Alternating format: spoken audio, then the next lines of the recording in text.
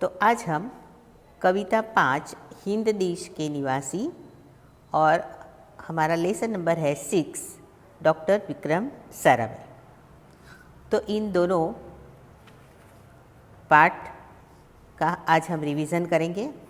Okay, तो देखिए कविता हमारी जो है हिंद देश के निवासी, इस कविता को आपको विस्तार से समझाया था, प्रश्नों के उत्तर भी आपने लिखे थे।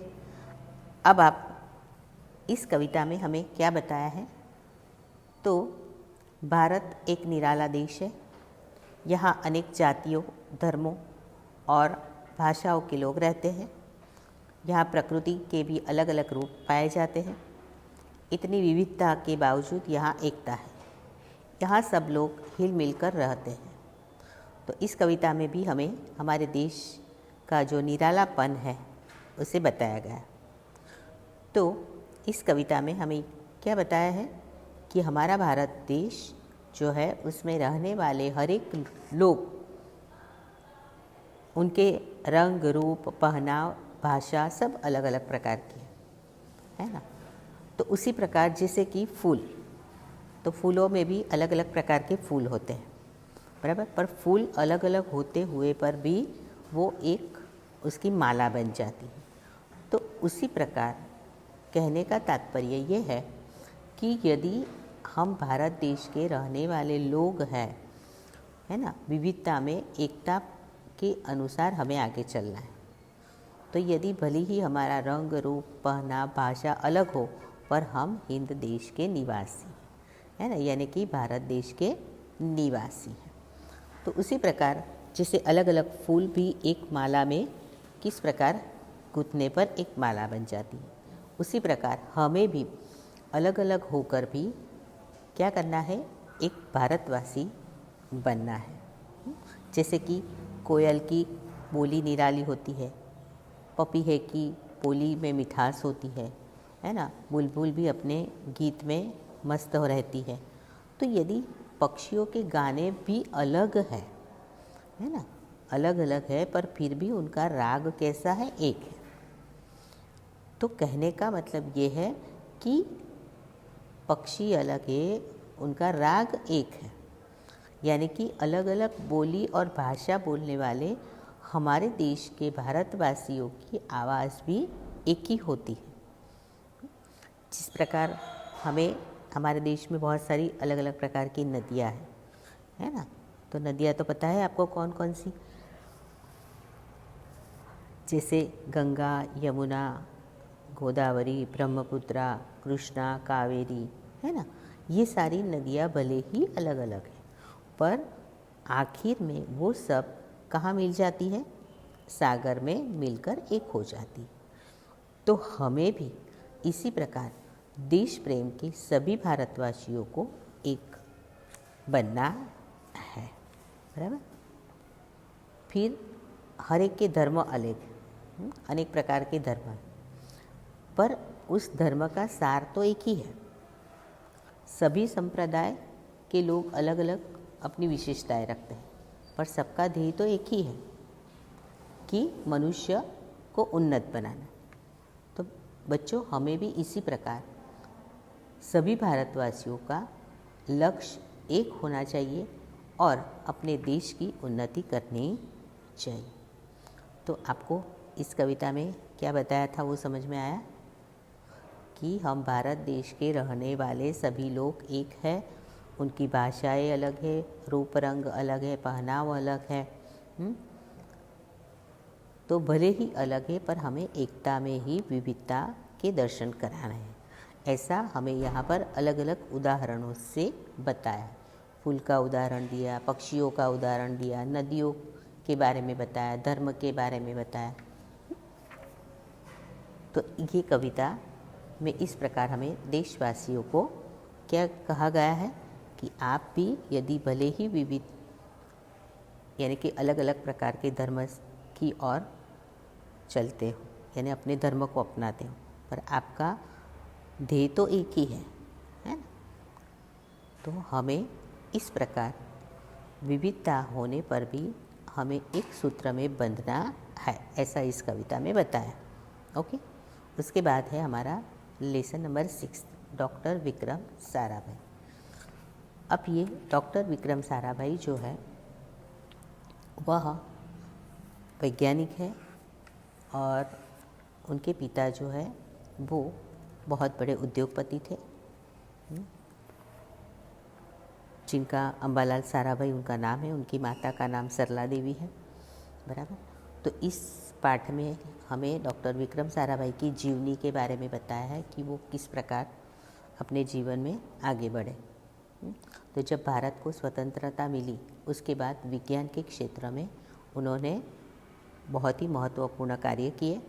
डॉक्टर विक्रम साराभाई जो है वह उनका जीवन तथा कार्यों का परिचय हमें इस पाठ में दिया गया है, बराबर। तो इस पाठ में हमें क्या बताया है कि डॉक्टर विक्रम साराभाई जो थे उन्होंने किस प्रकार कॉस्मिक किरणें, जो आकाशगंगा से आने वाली ब्रह्मांडीय किरणें हैं, उन किरणों के बारे में पूरी जानकारी प्राप्त की।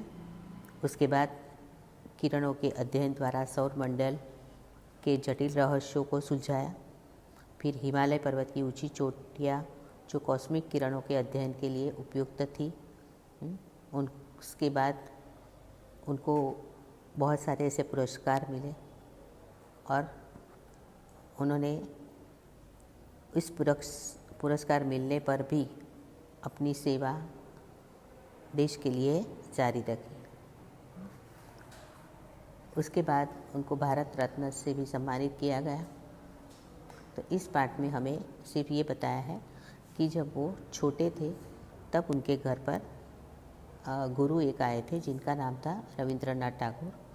उन्होंने उन्हें देखकर ही कह दिया था, यानी कि भविष्यवाणी करती थी कि यह बड़ा होकर बहुत ही यशस्वी बनेगा।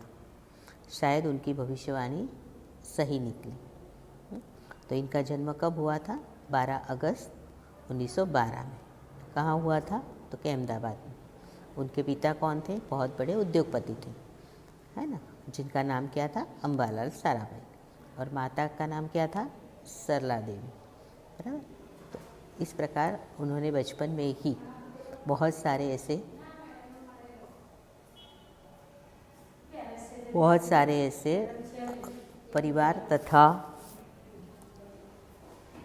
परिवार के साथ शिमला गए थे और शिमला में जाकर उन्होंने देखा कि पिताजी के नाम पर बहुत सारी चिट्ठियाँ आती हैं, पत्र आते हैं। तो उन्होंने भी ये सोचा कि मेरे नाम पर भी कोई चिट्ठी आनी चाहिए। तो उन्होंने क्या किया, बहुत सारे कवर लेकर आए, फिर उनका नाम लिखा, पता लिखा और फिर खुद ही जाकर कहाँ डाल के आए? टपाल पेटी में। और फिर जब उनके नाम पर बहुत सारे ऐसे पत्र आए तो पिता ने देखा तो उन्हें भी आश्चर्य हुआ। पहले तो वो हंसने लगे, फिर सोचने लगे कि इसके नाम पर इतनी सारी चिट्ठियाँ कैसे। तो अभी बालक थे इसलिए उन्होंने नादानी में अपने पिता से कह दिया कि मैं सोच रहा था कि मेरे नाम पर भी ऐसी कोई चिट्ठी आए। तो कहने का मतलब ये है कि पिता ये देखकर बहुत ही चकित हो गए और उन्होंने कहा कि ये बहुत ही साहसिक कामों के लिए आगे बढ़ने वाला है। उसके बाद उन्होंने गणित और भौतिक विज्ञान, मैथ्स और केमिस्ट्री में उन्होंने बहुत ही रस लिया। उसके बाद 1934 में मैट्रिक की परीक्षा पास करने के बाद वह इंग्लैंड चले गए। वहाँ पर उन्होंने 1940 में कैम्ब्रिज विश्वविद्यालय में बीएससी पास की। तो इस प्रकार डॉक्टर विक्रम साराभाई देश के लिए सर्वोच्च थे। उन्होंने विश्वविद्यालय जो थी कैम्ब्रिज में, वहाँ पर पीएचडी की उपाधि 1947 में प्राप्त की और उसके बाद 1961 में परमाणु ऊर्जा के सभ्य भी उनको बनाए गए। उसके बाद जो सबसे महान वैज्ञानिक थे जिनका नाम था डॉक्टर होमी भाभा जहांगीर, अब उनका निधन हो गया तो उनका सारा काम इन पर आ पहुंचा। तो डॉक्टर विक्रम साराभाई ने परमाणु ऊर्जा की संस्थाओं की जवाबदारी अपने आप पर ले ली। और फिर सबसे पहले प्रथम अध्यक्ष बने और उसके बाद उनको 1962 में डॉक्टर शांति स्वरूप भटनागर पुरस्कार प्राप्त हुआ, 1966 में पद्म भूषण और मरणोत्तर पद्म विभूषण भी सम्मानित हुआ। तो बच्चों, इस प्रकार ये थे हमारे डॉक्टर विक्रम साराभाई। इनकी मृत्यु 21 दिसंबर 1971 में हो गई थी। वो भी उनको हार्ट अटैक आया था। कहाँ पर हुई थी? जब वह त्रिवेंद्रम के लॉन्चिंग स्टेशन पर कुछ अपना कार्य का निरीक्षण करने के लिए गए थे, वहाँ पर ही उनका निधन हो गया। बराबर।